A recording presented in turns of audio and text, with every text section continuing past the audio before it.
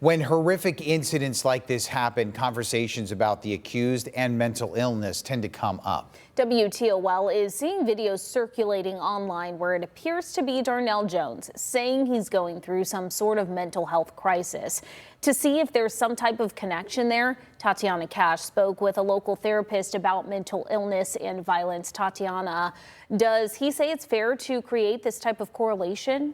Well, Kaylee and Tim, it is fair to bring up this correlation. However, it cannot be a direct connection. Dr. Anthony Bouyer of New Concepts says you can't just ignore the presence of mental health in cases like these, but it is incredibly irresponsible and wildly unfair to create a direct correlation between these two because, frankly, there isn't always one. Dr. Bouyer says by painting those accused of violent crimes as those who just have mental health issues, you're creating a scapegoat. You're demonizing mental illness and creating an unsafe space where those who are managing their mental health are automatically assumed to just be dangerous individuals, and that's just not fair. Granted, he says those with untreated mental health issues can potentially be violent to themselves or others, but for many who are treating their mental health properly, it's really just an unfair stigma.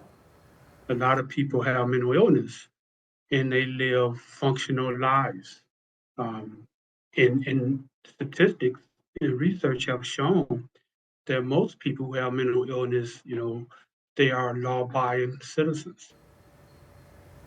And he says rarely do they actually deal with mental illness in terms of that. So he says, while a person is going through treatment, try to support them, be there for them the best you can. And it's also okay to set boundaries if it's needed, because it's about making sure that all parties feel safe and supported, regardless of whether they're a child or an adult. Tatiana Cash, WTOL 11.